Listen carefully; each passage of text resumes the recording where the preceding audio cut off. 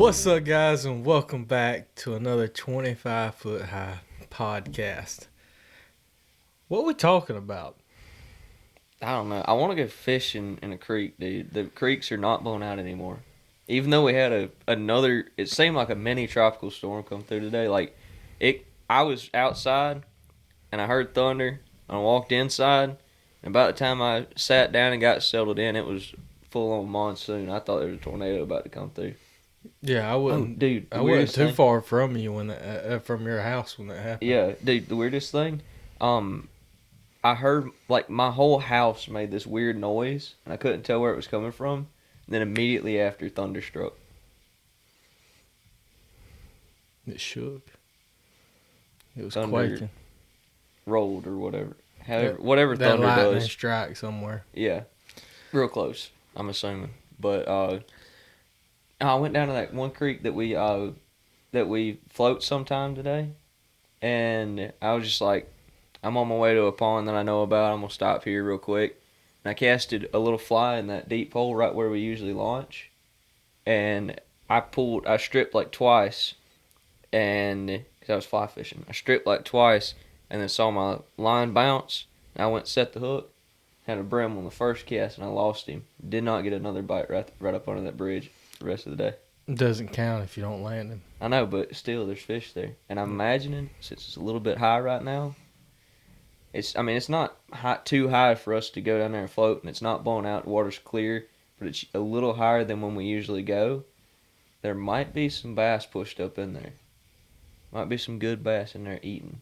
Every little eddy pocket might have, a creek record choctaw or largemouth sitting there. Okay. Yeah, I'm sure it does. But before we get started, I want to thank Native Sense. Check them out at nativesensellc.com. And with the corn prices that are out right now, I've seen 10 something for a 50-pound bag at Walmart, 11 something. I saw one of the Native Sense guys posted about it today. Posted the bag of corn prices. Well, if you want to really save some money, spray some of that sweet corn cover scent that's supposed to be coming out soon. Yeah, and attractant's going to be at an all-time necessity because there's less corn, or more expensive corn usually equals less corn.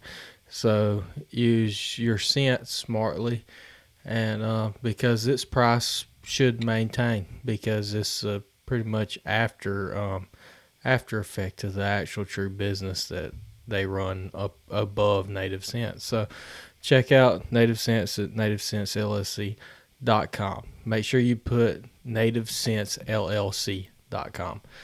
Also, we'd like to thank Threads Custom Bowstrings, and the best bowstring on the market. If you haven't seen them before, check them out on Facebook.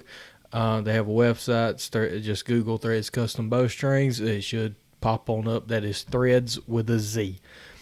And then last, we would like to go ahead and get our merchandise plug out of the way. I was just about to say that. And we're wearing different hats than last weekend, or I am. Yeah, I was wearing your hat last weekend. Yeah. He's got the Hollywood Hunter on, which is a Richardson 168 7-panel hat. Got the camo up top, so you can still hunt in it. It's still dark enough to hunt in, Yeah, and deer. If a deer busts you hunting because of a black hat, yeah, you were already busted before.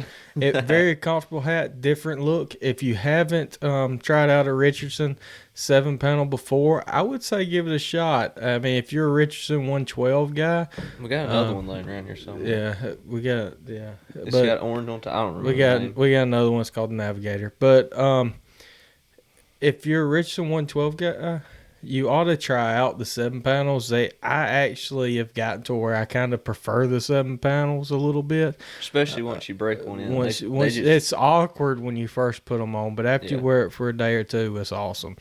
Then I have what we call the Lake Master on, which is a Richardson 112 with a bird. It's gray.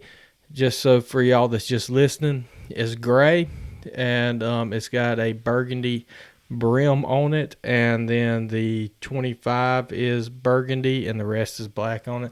It's a very class hat. It perfect for out and about, and while fishing. So Were you check them wearing- out. They're linked in the description below if you're watching on YouTube. If you're just listening, It may be check. linked. It's going to be linked on our Instagram. We may can figure out how to link it upon this podcast. I'm not exactly I'm gonna sure. try to figure that out. Yeah. And then it's linked on their Instagram underneath all descriptions of our YouTube channel. If you want to check it out, go ahead and check it out. And also, if you're listening to this, go ahead and use promo code TheRealOnes for 15% off. It's still live, so check it out. That's and for podcast listeners only. Yeah. And this time it's special because you only have to listen like 5 minutes of the podcast to get that discount code. Last time we plugged it right at the end. Yeah, at the end, I just figured I'd go ahead and throw that out there. But, And if you listen to this pretty currently, it's live. As far as right after it posts. But if you log on there and after this podcast has been up for a little while, try it out. It may still be there. So check it out. Were you wearing that hat the other day at the lake? No, I didn't, and Probably that's why we probably didn't catch anything. I was wearing the Hollywood Hunter, and it's probably why I didn't catch any fish. Didn't wear the Lake Master, and then you'll be able to catch all the fish. Caught a few, and then let a big one get off. I still feel sick about that. He was, as Zach's At gonna least mess with. two. He was at least 2 pounds. Yeah, he was more like 5 or 6 probably. He felt big. I don't know. Then that's one place that lake, the big fish actually do fight. Mhm. Like a lot of times you'll hook into a big fish and it'll pull drag like on the hook setting just after, and then they'll kind of give up. A lot of times with a big bass. Yeah, I was fighting him. I had that. I was using a pretty light setup, but Yeah. he had that rod bent, and I could not get him. And then I tried to switch around because I felt like he was getting close, and I tried to switch sides so Zach could use a net to get him in, and then he came off, and then my heart was crushed, and I'm still upset about it. It's kind of like missing a deer. Yeah, but it Doesn't hurt. It doesn't hurt near as bad, but it still yeah. you still have that regret. Especially, I will say this, especially when you lose a fish and you know exactly how he came off, like exactly what you did wrong. Yeah. Because I lost a big one out there that was bigger than the big one I landed that day, which I think the video's been up for a while. I think I posted that fish catch, but I had one jump and get off, and my rod was up in the air when I knew he was coming up to the surface. And of course, if you jump and your rod's up in there, they flying off. Most of the time, unless you catch them on a like a Texas rig, something with a long shank of a hook, you might have a chance to keep them Yeah. on. But Or if you just got a using fast gear ratio and you're reeling while he's jumping. Yeah. But this podcast is not about fishing, even though that's just currently what we're doing. We like to. I feel like kind of what we're doing with this is like the first few minutes is just what's going on with us, and then the rest of it is like whatever topic we end up on. Yeah. And we go off on tangents and stuff too, so. Neither one of us are good about keeping the story straight in line Yeah. and seeing it all the way through without stopping. And one thing I do want to kind of address from the last podcast, I feel like both of us were kind of like saying, do this and don't do that and do this and not that, which really we're not fully telling you what to do and what not to do, and what we say don't do, it might work for you. Like, I was just thinking about it on the way over here, like, everything we say is based off of our opinions. Exactly. It's opinions. Unless we pull up and tell you an exact fact that is like done, that is like deer shed their followed by antlers. research and stuff. Deer shed their antlers every year. Yeah, That's a fact. Yeah. But deer will still eat corn in a pile. Yeah. But yeah. So, as far as tactics and stuff that we talk about, it's all opinion. plus, and, like if- what I do every year, it seems like every year something changes. Yeah. So it's like what works this year might not work next year, and it might not have worked last year, and what I did last year might not work this year. But 100% broadcasting corn is better. Oh yeah. That's not a fact. I mean, that's not an opinion. That's a fact. Broadcasting corn's better than pouring a pile. Your pictures might not be as good, but you will get better quality deer staying longer for longer periods of time. Yeah. So, usually. What did I tell you that podcast was about? I think you wanted to talk about just like how to find deer and try to. how to find deer before season to have early season success, kind of. Yeah, how to obtain early season success by preseason scouting. Yeah. And it's of course, if you're on a lease, they typically do the same thing roughly every year, but there's still tactics that you can use to be more successful in finding deer, whether it be private, public, a friend's, buddy's, sister's house. Just that there's tons of different ways that you can find deer more successfully early on to get to develop a pattern. Now, this is right here. This is what we have learned. That doesn't necessarily mean that we're 100% successful at doing this. Yeah, because we said it last podcast. We're not that great, but we have learned a lot. Yeah, we've learned a lot through trial and error. We have both bombed it, and we have both succeeded from it. So, take everything with a grain of salt, but also I can tell you it's going to be worth a try. Mm-hmm. You will not lose any ground by doing what we're pretty much saying to do, but I'm not going to guarantee you a kill, because end of the day, you have to make that shot. You have to be at the right place at the right time. And if none of the stuff we're saying works for you, and you figured out a different thing that works, then just throw everything we say out the window and do what works for you. Yeah, because different places have different results, but I feel like every deer is different once they get past like 3.5 years old. Even 3.5-year-old deers around here. Yeah. I mean, every good buck just about is different. You have to use something different to actually get on them. It's a lot of times you will find a good solid pattern that you can apply to multiple different deer, but there's always going to be a couple of deer that do something different that throw you for a loop, and you kind of have to think out of the box for those. Yeah. Well, first thing, Zach, I know what the answer is, but tell me, when you're walking through the woods, what's the first thing, or what's the main thing that you're looking for, other than obvious, like, tracks running across the road like crazy? What's the first thing you look for in trying to distinguish a spot to, like, let's just say, put a camera up? So I'm going to take two different angles real quick. One, the first thing, which is a lot simpler, is my lease, which I'm coming from a perspective where I've hunted that lease since before I can remember. My dad has hunted that lease for probably 30 years or more. And back even the slight history, everywhere that we hunt, back in the old days, which I think your dad did a little bit of it too, they used to just buy a Cedar Creek or a T.R. Miller or it was whatever. Open permit. You buy a permit and you can hunt like 40, 50, 60 million acres or something. Yeah, something crazy. A lot of land. You can hunt the south half of Alabama by buying two $5 permits. So, and what everybody did back then when you had just pretty much free range everything is just run dogs.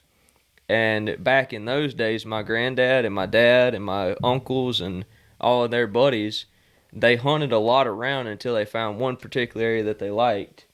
And then when they started chopping everything up and leasing out little tracts of land, they gathered up the money and they got their dog hunting crew together and they leased out the chunk that they liked dog hunting the most, basically. And from then, so basically all that's to say, my family has a ton of history on this little lease that we have now.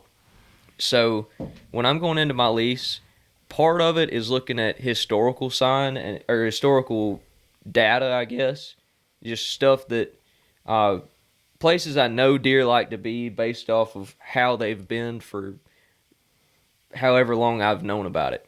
I mean, there's spots that my dad tells me, he's like, hey, you need to go climb this tree because 40 years ago, back when I used to climb there, well, not that long ago, 15 years ago, I used to climb there just about every bow season. I'd see deer.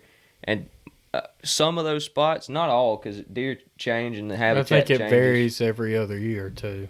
Yeah, but either way, like there's one oak flat that it's the same oak flat that I killed my turkey in this past year. That oak flat, if I put a camera up there, anywhere in that place, I'm gonna see deer on there, because it's just a place that not many people go. It's a place that it's got thick cover close by, and there's enough oaks in there. Even if it's not that good of a year, there's gonna be acorns, and if it's a good year, then there's definitely gonna be acorns. And there's so many trees that those deer have so many different options to choose from.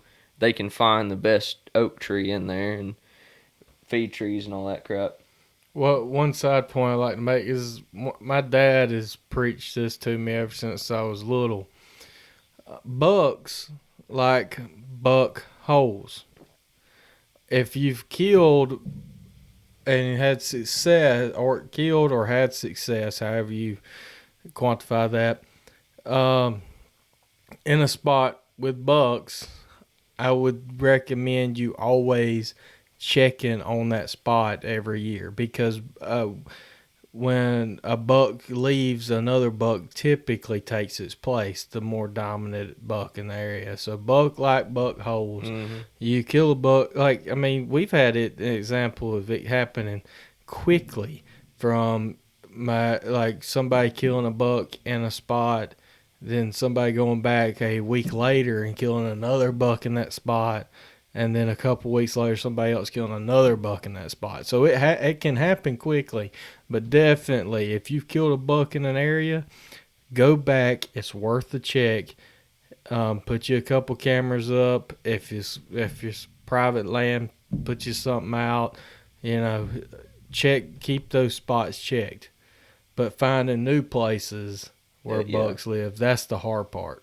Yeah, and one thing I've started doing just in the past couple of years is basically looking for, on my lease at least, is looking for, which is similar to what I do in public land, just look for thick spots that are like off the beaten path a little bit, because and also not even that far off the beaten path. Usually it's either right off a road or way off in the thickest, nastiest stuff is the two places where I tend to have the best success in finding new spots, new areas that hold deer.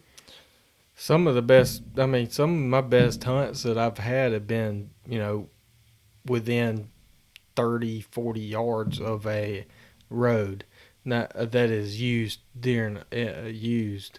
but legal to hunt that close off of, whether it be on private land or whatever. Yeah. So there's one spot, and it was my last hunting video of the year. I think I posted one after that was filmed way earlier, but I had one morning, which I went in there too late in the year, and I didn't know that until I checked my cameras, which another reason why cameras are super valuable. But I was climbed about 30 yards off a road, and I was probably 200 yards-ish, 250, from a ladder stand. And I don't think many people hunt it, but it's still a stand, and the deer know that the stand's there. And it's just in a spot you can't see it from anywhere. Nobody goes in there. It's right next to a thicket. It's right next to a creek crossing that's right next to the thicket. And I want to say I saw 3 or 4 bucks, and one of those bucks, I made a stupid mistake by taking my attention off the doe that I knew he was chasing. And when I turned back around, it was the biggest buck I've ever seen in person on my lease, and he'd run right straight back into the thicket. If I was you, I'd have 2 or 3 cameras covering that area. Yeah, I got some mineral out there right now. Yeah, I'm excited because I just put 4 cameras out last Did you put weekend. anything on them, or just? I put a little bit there, and then I put 2 tiny feeders up. We're not sponsored by, but there's a company called Outpost Feeders. When we had the archer shop, I used to sell them, and they're a 20-pound feeder that you can suspend in a tree. And I put 2 of them up in areas, and I put one up where, if you go back last year and watch, I forgot what we actually named the video, but the thumbnail says I failed, where I missed a buck somehow last year. Still hadn't quite figured that out. and I put a Which feeder buck up was there. that? I don't know. It wasn't a name buck. It was a buck I was hunting, and it just randomly walked in front of me. And I, to this day, couldn't tell you how wide he was, but I can tell you he had 10 points. And I don't know. It's just I'm still confused on that. But I don't know what the video's name is, but it's later in our hunting stuff from this past year. And the thumbnail has a picture of the buck walking through the woods, and it says "I failed" in black and white letters. Check it out. But I put a little feeder there on a camera, and then I put a feeder. I put a feeder up in a spot that I really didn't get much on last year, but I knew there was a buck that wandered through there once that was impressive. And then I put one up. I didn't put a feeder up, but I put a camera up near where I had Fireball on camera last year, and I put a camera up. Let's see, what was the other one? I put a camera up trying to find King, which he wasn't a really big buck, but his rack was perfectly symmetrical. And it's the way it sat up onto it. It just looked like a crown. It sat different than your typical rack. It came up and then it came truly flattened out, like it made almost a perfect 90 coming up. I called him King because it looked like a crown. I put one up in what I found to be his main core area. I had him pinned. I just couldn't ever be at the right place at the right time. But I'm excited to see what it is. Obviously, as of today, they're only going to have 4 or 5 inches worth of rack. But I feel like if I see that buck on camera, I'll be able to understand what he is pretty quickly. Yeah. Now, one thing. So, staying with the corn real quick. If you're keeping feed out, it's a really good idea to start fairly early. I feel like we're starting with the mineral. It's about right, I'd say, to start for our deer because they're just starting to grow. But as far as just putting out like corn and cameras and trying to find deer, I'm not saying it's a bad idea, but if I don't know. Well, I'll get into it a little bit later. I'm just saying. What I'm saying is it's good to find deer now, but their patterns are going to change. For the most deer change patterns by the time their velvet comes off. Yeah, I mean, I'm about a month early on setting anything up, and I still hadn't went full throttle into it. I just basically put a little something out there because I was out there already, and so I went and bought some batteries and put a few cameras up. And since I was there, I put a couple small feeders and threw some corn out in spots that I know are pretty reoccurring areas. But I would say, obviously, if you live in a different state, you're going to have to adjust accordingly. But if you live in southern Alabama, I typically don't start until I don't typically start truly scouting until like the 1st of August. Yeah. And a lot of times, like what I found, especially on public land, like with private land, it's so much easier because, like, number one, you've most of the time you have a more limited area. You can put out corn, you can put out mineral, and you usually have a lot more of a history and a lot more control on the pressure and so many other things.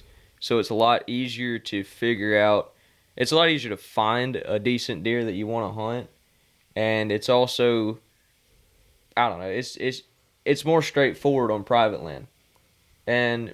But like going to public land, one thing I've noticed that I learned last year, because last year I didn't really have the time or whatever, because I was going off to college and everything, which I am this year, but I'm gonna try to do a better job of keeping track with what's on my lease. But last year I didn't use any corn, and I would still put out cameras like early to mid-July. And what I found was that was pretty much pointless. Like, I had a couple deer on camera that were pretty nice, but by the time, September rolled around, Well, first off, I couldn't get a decent pattern. I was moving cameras around every now and then. I was going out and checking, and I was trying to, narrow down the areas of some of these big bucks that I was getting. And the pictures were so infrequent in the summer because they have such a wider range. And a lot of the deer, especially on the public, just completely changed their patterns before I could even realize it. Yeah, but I think judging off of previous years, last year it was kind of an anomaly. It was a weird year. It was a weird year. We had it was a hurricane or tropical storm come through, and then a week later we had Hurricane Sally come through. We had a record acorn crop. Oh, it was insane. It was insane. Especially up there at school, dude. Because everything out there is oak trees in that public land around there. Every piece of public land out there is nothing but oak trees. Even if you find a good thicket, like those deer don't have to move anywhere when there's acorn. When literally you walk into anywhere in the woods and you got a chance of rolling your ankle because of the acorns, you're not finding a hot feed tree in there. I mean, you couldn't walk 40 yards without finding a hot acorn tree. Mm-hmm. So, I mean, when deer don't have to move to find food, that's typically an issue for hunters. Plus, those hurricanes knocked down a lot of the acorns, and that caused their patterns to change earlier than normal. Yeah. So, I feel like last year was a great learning experience, but it's not the typical of what occurs. Yeah. Of course, if you're somewhere else, it may be different. We just talk about what goes on with us. And then when we have a guest, we talk about what goes on with them.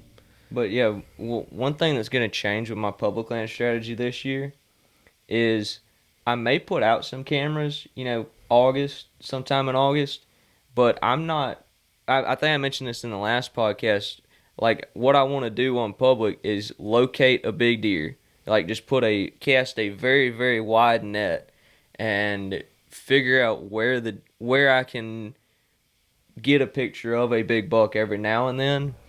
Even if it's at night, even if it's, 2 in the morning, or even if it's the middle of the day, doesn't matter. I want to find at least get a couple pictures of a big buck and then try to narrow it down.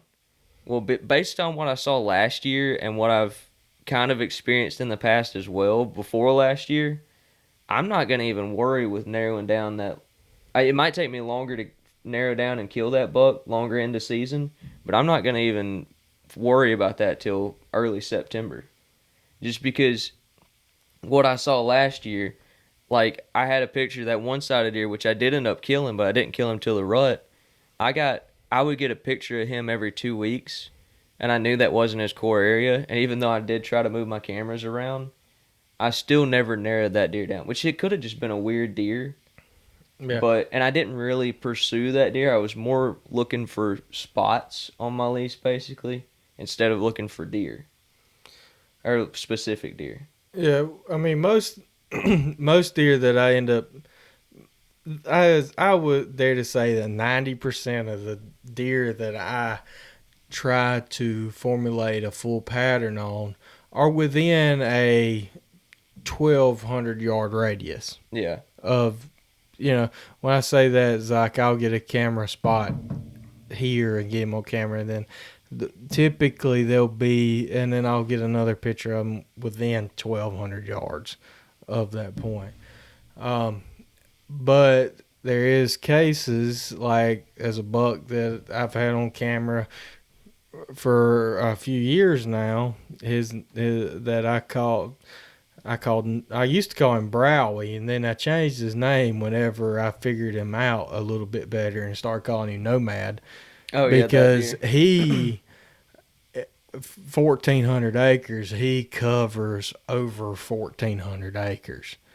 Because I ain't no telling how much he goes on other people's leases. Yeah. But that deer doesn't have a home. He doesn't care. He just moves, and if you kill him, you just luck. Yeah, that's one of those deer that, like, you say he doesn't have a home, But I feel like that deer's probably more in tune with his home than just about any deer you have. I'm just saying, he don't have a common bedding area. Exactly, because he knows he's probably, which it may lead to his downfall just because he does move so much, or it may help him live till he's like 10 years old, because he probably knows more safe spots than any other deer that you normally get pictures of. Yeah, if I had to judge him as far as age, I would say he was, this past year, he was in that, 4.5 to 5.5 year old range. It's just a really good South Alabama buck. Nothing huge, but just a really good. I'd be stoked to kill him. Yeah, I would too. But he was probably this past year. He's probably about 120 to 125 inches. So you're gonna have those outliers always in anything that we talk about. There's always gonna be those different type of deer. And I would venture to say, especially if you're on public land, but on private as well, for sure. Not as prevalent on private, but it's definitely there. Which on private, it's probably more of your outliers, but on public, a lot of times, like if you get to the level, which I'm definitely not there yet, but on public land, if you get to a level of hunting, like you want a deer that's at least 4.5, preferably 5.5 or 6.5. If you can get to that level and you're successful doing that, a lot of these guys I'm hearing on podcasts are doing something different for just about every deer. You'll have some guys that have really dialed in like a few specific zones, and there's a few guys who can climb one tree, and every year they kill a stud off of that one tree. But most of the guys that I hear on these podcasts, it's like, yeah, it's all these different tactics to finding deer, but they're doing something different every single deer, not just every year. Yeah. It's like if there's 3 deer that they can kill in Alabama, they're doing 3 totally different things to kill those deer if they're hunting specific deer. Yeah, and the more that happens, because the more I learn about a specific deer, the more I treat that deer differently than other deer. And one thing, we do want to do a full podcast on specifically targeting specific deer. That's going to come up, but we have somebody we want to bring in with that one too. This is more of just finding deer, because like you can't kill deer if you don't know where they're at. That's true. And another thing, when you're a lot of times, especially if you're using corn, or even if you just find a good thicket that nobody really wants to walk to in public, whether it's just a weird spot or you got to go through some nasty creek bottom to get there, or if it's just a long walk, whatever it may be, you can oftentimes find spots that consistently have good deer. Like the spot I was just talking about that's pretty close to a road, pretty close to another stand, but nobody hunts there, and it just sets up really nice. So I had a camera there all through the rut, and granted it was the rut, but I had, for 2 weeks straight, I would have 2 different deer walk past that camera almost every single day at almost the right time, almost the same times. And it's not like there was only 2 deer. I want to say there was 7 or 8 deer, 8 good bucks. And it'd be one would walk by at 8 a.m., 9 a.m., and then at 11 or between 11 and 1, a totally different deer would walk by from a totally different direction. And then it was totally different deer the next morning at 9, every day for 2 weeks. And that's one thing. I wrote that down in my hunt journal, and I'm going to look back at the conditions. I'm not as big of a believer in the moon as far as like weather. It's not going to drastically change the way I hunt based off the moon. It changes mine, but go ahead. But I'm just saying I'm going to look at the moon to see if that might have any effect this year. And then I'm going to look at the weather conditions, look at everything. And as soon as I get that same time frame with that same conditions, I'm going to camp out there as often as I can during that frame. Because I know for a fact, especially if I'm in there during that 2 weeks right before the rut really kicks off, I'm gonna kill. I could probably sit in that tree and kill 3 bucks in 3 days. Good bucks. Yeah. So basically all that's to say is sometimes you're just looking for a good spot, but sometimes spots can get burnt out, I guess, and sometimes spots aren't the same each week, even I don't think each they year, get each burned week. out. I think that's just presence alters it. Yeah, but also like there's some spots that I've had on public and on private where they'll be really good this year, they'll be really bad for 2 or 3 years, and then they'll be really good again. Or they'll be bad one year, good next year, bad the next year. It's just stuff like that is what I'm trying to get at. One thing that I just public to private land real quick that I want to talk about briefly is one thing. So y'all know, of course, we hunt a little bit of it both. Him more as a public than I do. But one thing to point out, you hear, there's a big thing going, with hunters going back and forth, or public land hunters, true public land hunters, mess with or joke around, or, I mean, some of them are serious, but talk bad about private land hunters. Especially private landers who throw out corn. Yeah. Yeah, still. And public land, public land hunters private land hunters pretty much just stick to themselves for the most part and show off what they kill. It's that type of stuff. But there's a big stigma about private people talking bad about public land hunters. I do want to voice an opinion on that. So when you're a public land hunter, there's no doubt public land hunting is very, very, very, very hard. Very hard to be successful while public land hunting. But it's also hard on private land for one simple fact. If you find a buck on public land, there's a good chance there's a huge public land area surrounding him. Yeah. There's a good chance that there's nothing but public land around him. You find property line bucks, but there's a good chance. So the bad thing about private land is there's a vast majority of the time that you find a buck, his core area may be mostly on someone else's land. So you can't necessarily go after that buck fully. You have to hopefully gain more of a pattern off of just a little bit that he's on your land that you can hunt. So you have a smaller area to where you can legally go after that buck. And that's the reason I think private land gets a bad rap a little bit, but people don't understand that. You know what I'm saying? I mean, yeah, I have to agree, but at the same time, like the fact of the matter is, consistently killing above average deer on public land is way more difficult than killing consistently above average deer on private. Just the fact of the matter is, it's a lot harder to find and kill deer on public. However, it's a lot harder on private land than public owners think. Yeah.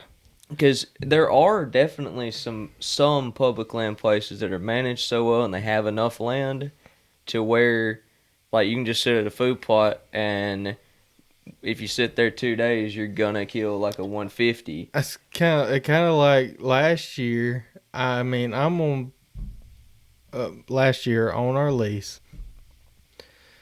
I didn't hardly see a deer for the entire month of November and the beginning of December. I didn't hardly see a deer, whether it be hunting over just strict travel areas or hunting over corn.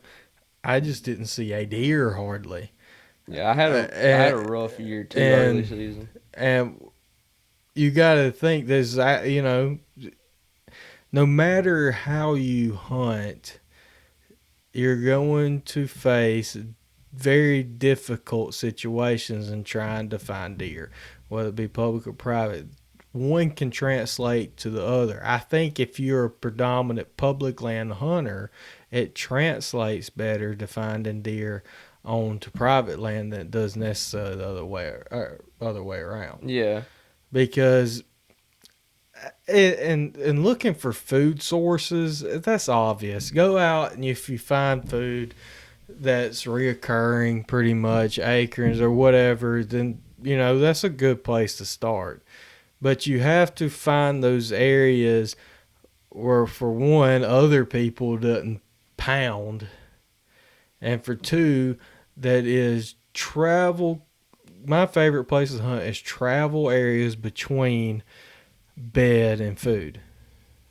And whether or not I put a little bit of corn out every now and then between the two, like I said, that's pause time. Yeah. I think that is where your best bet is, but you have to be able to find those deer and those travel areas and work their entire network. And that's one more thing about like public land. A lot of times you have to be a lot closer to the bedding area, and like there's deer on public and private. And this is one thing I think Zach New was talking about, the Native Sense guy. I think he was talking about it on either the podcast that he was on or just talking to us or something. But even on the most well-managed ranches, like it can even be a high fence, I believe.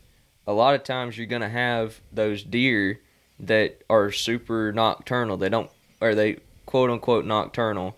They don't go far from their beds during the daylight. It's very hard to get a pattern on. Or they're like that nomad deer. They just move so much that there's no way you could get a pattern on them. There's deer like that even on the most well-managed ranches. But the more social bucks, I've heard this on other podcasts too. The more social bucks that are the ones that are more likely to move during the day, and they're more more acceptable of other deer being around. Those deer are usually the ones on public land and on private. A lot of times down here, those are the bucks that get killed quicker out there. So on public land, you're hunting a lot more. Usually, you're hunting a lot more nomadic deer that get out of their beds later. And even if they are getting up out of their beds at the same time as every other deer, they're staying a lot tighter to their beds, and their beds are usually not where every other deer is bedding.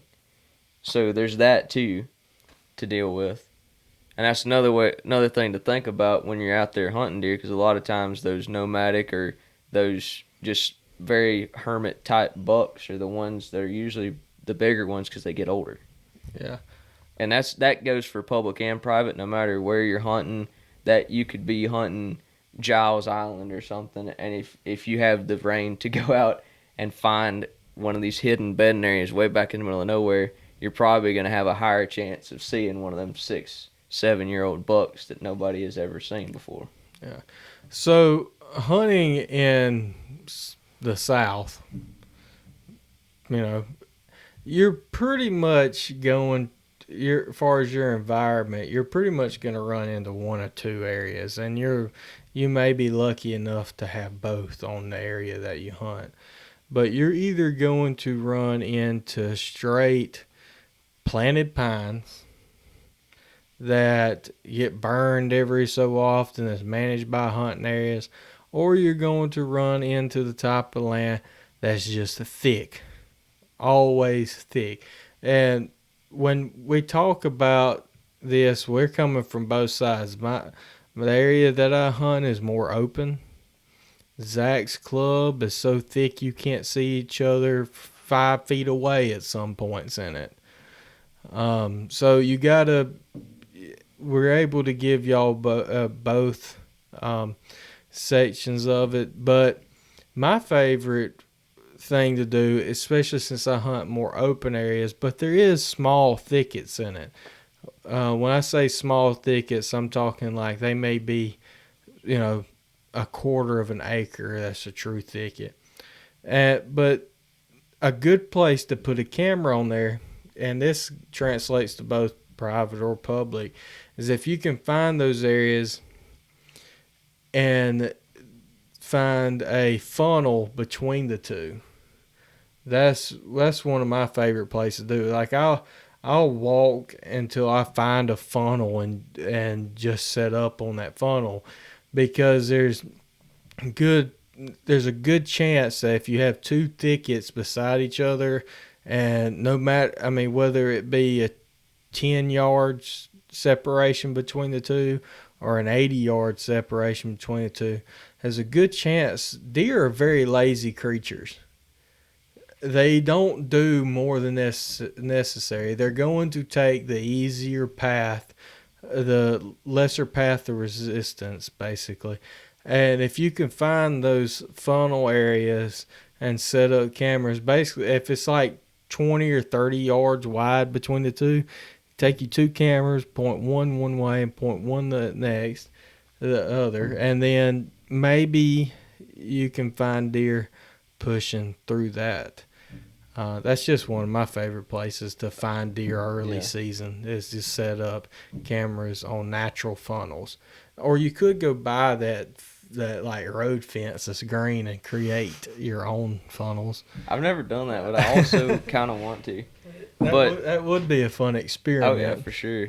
One quick example of that is out there on a lot of the public that I hunt, and you've been out there a few times, but especially turkey hunting. A lot of the only thickets that are there are these big, wide, nasty creek bottoms, and I think if back in the day, however long ago, it's all longleaf forest, so however long ago that was clear cutted, they basically just made these really, really wide SMZs.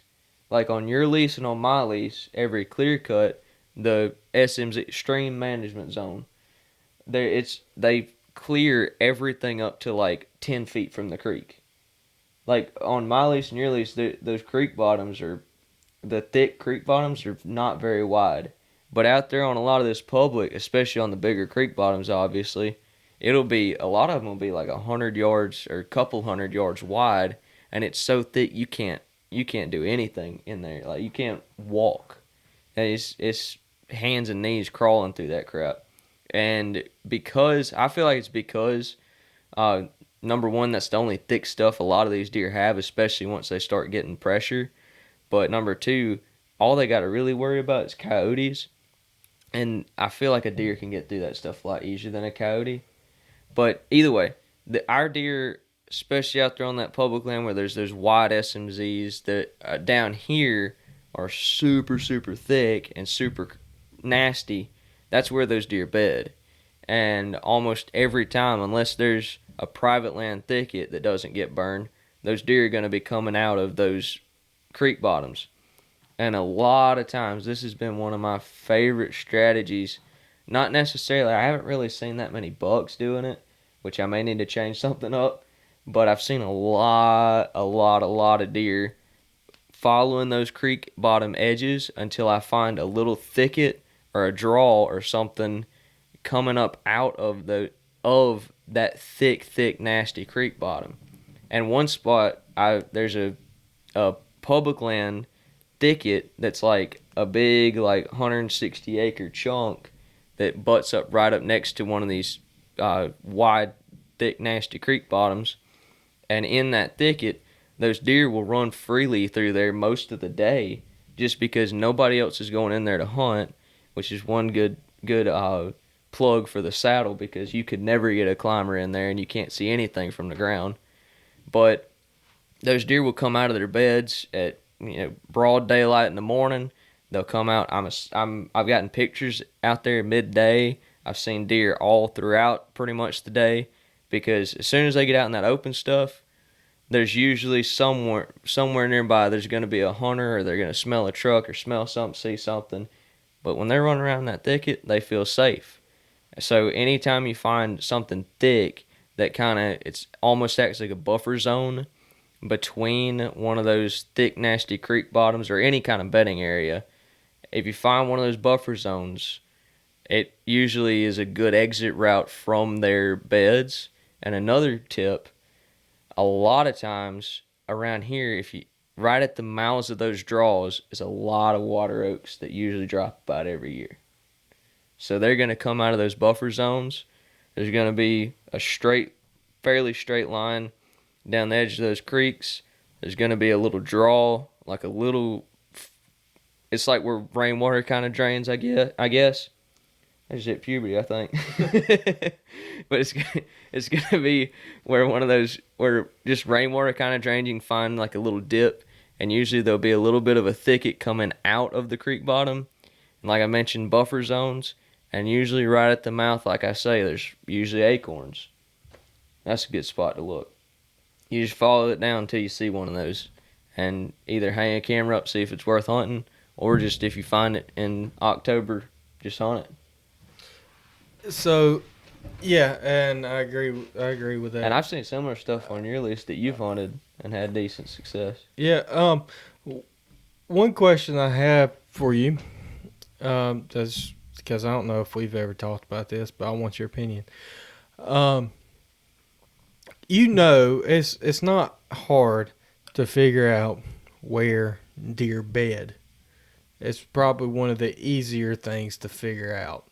Find. It's probably one of the easier things to find. Unless it's you're pretty talking noticeable. About specific deer, especially. No, I'm not talking about specific deer. I'm talking about where deer bed. A safe area that deer can live. A safe area where deer can live if you walk enough to the woods. So, how close is too close? How close is too close to get to them to hunt? I hadn't figured that out yet. Because, there's some situations where, one thing I think about, if I'm going in there and the wind's perfect for me, good chance those deer aren't bedding there because the wind's not right for them. Because, if the wind's, a lot of times, if the wind's coming through that creek bottom and hitting me in the face, then those deer can be bedded right in there, and they can see out of that creek bottom, and they're going to smell everything behind them and probably hear anything that comes through that creek bottom because it's so thick. And that might be a situation, but then if the wind's hitting them that way, then they might go the other way because the wind will still be hitting them in the face. I don't know. I hadn't figured that out yet. I would like to be able to get within 100, 200 yards, maybe even closer, Yeah, and another question, going off that, what you were just talking about, hunting in those thickets near those creek bottoms right there, where the deer feel safe moving through. How close do you put yourself in that situation to get in there toward them without risking completely blowing them out of an area? Probably usually too close. Because that one thicket, I haven't found much success setting up right outside of it. So I started diving off in the thicket that's on the edge of the creek bottom. And when I started doing that, I started seeing a lot more deer. Which, one thing that I've thought about that spot is I am seeing a lot of deer, but I'm not. I just hit puberty again.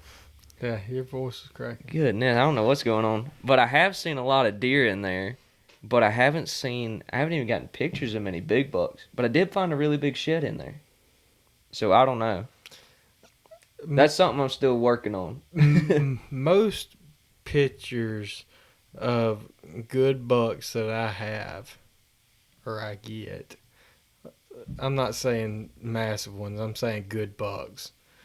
And they are most of the time centered where two bottoms come together to form a V.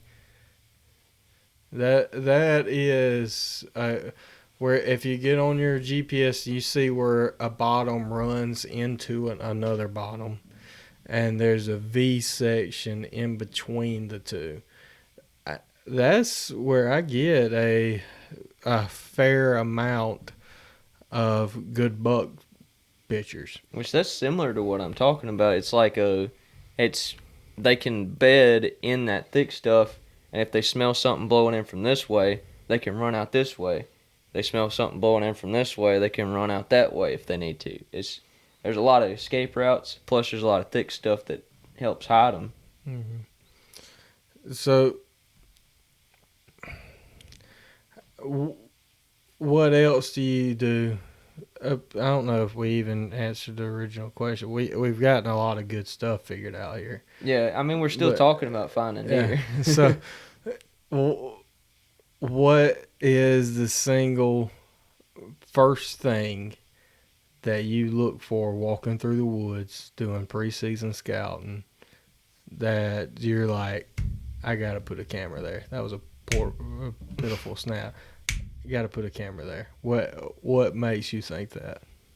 It's just so different for every spot for me. Because on public, I usually look for some sort of discrepancy in the bottom or something, like a draw coming out or some sort of, even like a fire lane going through a bottom maybe.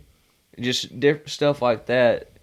On public, anything that leads me to believe where deer are coming out of a thicket. Because I look for thickets a lot, is kind of what I'm saying. And especially I look for thickets that have oaks right on the edge of them. Because if those deer can, I feel like a lot of times if they feel comfortable getting up and moving around in their bedding area, and right on the edge of that bedding area happens to be some oaks that are dropping, which that's a good tip if once it gets back into like late August, early September, a lot of times you can look up in trees with binoculars and find out if there's acorns there, which there might not always be deer under those trees if it's like a normal year. If it's a bumper crop, then you don't know. And if it's a terrible crop, then those deer might not even be keyed in on acorns at all. But if it's like a normal crop of acorns, you're gonna find a lot of trees that are loaded with acorns and constantly dropping, but there's not going to be any deer there because they're less desirable acorns or whatever.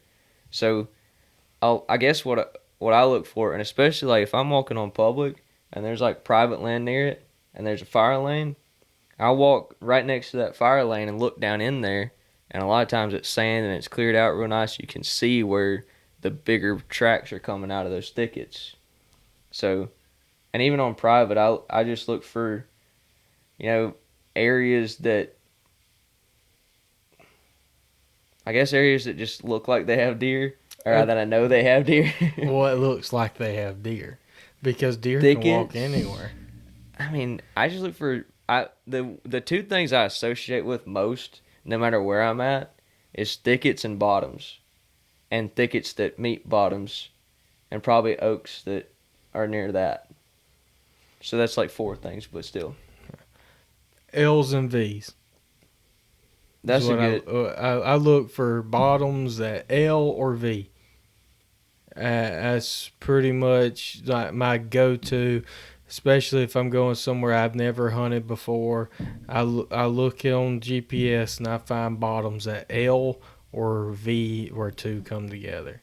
That you can't go wrong with scouting and setting up cameras and even just randomly hunting L's and V's and At bottoms. the very least, check out stuff like that. Yeah. Like just throw up a camera for a couple weeks. Yeah, where cameras, where that bottom takes sharp curves, or where that or two bottoms run together, or I mean even three, but that would be harder to hunt because you'd have to figure out which side they were working the most. But and another thing, like when I mentioned like discrepancies in the creek bottom, that could be like a sharp bend. It could even be like where they burned and it didn't make it all the way to the bottom, or where they burned and there's a little section that went way down into the bottom, because a lot of times that creates a lane that those deer feel comfortable. Another one of those buffer zones like I was talking about creates a lane that they kind of feel comfortable coming out of in that bottom in the daytime, Yeah. I am really looking forward to getting back out into my lease and walking some more. We need to go do some walking around on public if we could ever get a day where it wasn't 150 degrees outside. Yeah, and 207% humidity. Yeah, it's been rough here lately, especially with all this rain. Yeah, rain will cool us down to like 80, and then as soon as those clouds lift, it feels like you are sitting inside of an oven on broil. Yeah, but it's rough. Anything else that you want to add to this? The best way to find deer is to go out and look for them. Because if you're not going out and looking for them, it sounds super simple and kind of stupid, but if you're just sitting at the house and when deer season rolls around, week before you get out and shoot your gun, shoot your bow, whatever, and you just go to the deer stand you always been, you might find success doing that if you sit there every day of season. And it's better doing that than sitting at the couch. But if you really want to find deer, you got to go out and look for them. Miles. You got to lay some boot leather down. Yeah. Run that tread out. Mm-hmm. The only thing I would like to add is go check out our hats. We got. That's all you can think to add. We got all designs. All designs. That's and all stuff. you can think to add. What else? Code real ones at checkout for 15% off. I can add that too. Okay, but that's good. For real though, running and and if another thing, if you're looking for sign, another thing. Of course, this is not going to help you for this coming up year, but it can help you for future years. The best time to scout, I don't care if you've ever done it before. I don't care if you take it too seriously. But the best time to scout for deer hunting is while you're trying to kill a turkey. Oh, yeah. I found that is the best time. I would say that it's even between deer season and turkey season, is probably the only reason why I would agree that turkey season is the best time is because usually I'm not out there much between deer season and turkey season. Mm-hmm. But if you go out and you really put in your miles, looking for deer sign in the spring of the early spring, late winter, that's when you're gonna find more valuable sign than you'll find in the summer, because in the summer it's so hard to read sign. With that, and another reason being. So by the end of turkey season, deer are naturally turning toward their summer and early fall patterns at that point. So if you find deer or newer deer sign toward the end, especially Alabama turkey season, you are more inclined to be able to go back to those areas and find deer present during deer season. That's the best time to scout for good rut spots, because the beginning's great to scout for rut spots, and toward the end's great for fall. Yeah, because like if you're just constantly running into deer right at the beginning of the turkey season around here, you can probably climb there the last 10 days of season and see something. See something. At the very least, see something. Yeah, I'll see a deer too. Maybe a raccoon if you like. Yeah. But well, is that really all we have to say? Because I mean, I don't know if I can say anything else. I could talk for another hour, but I think that's good for this one. Yeah. All right. I appreciate you guys watching and listening and whatever else you're doing. It's available wherever there's podcasts and available to watch on YouTube. So you like you're tired. I am, and also really got to pee, really bad. Always remember to live life 25 high, and we'll see you in the next one. Peace.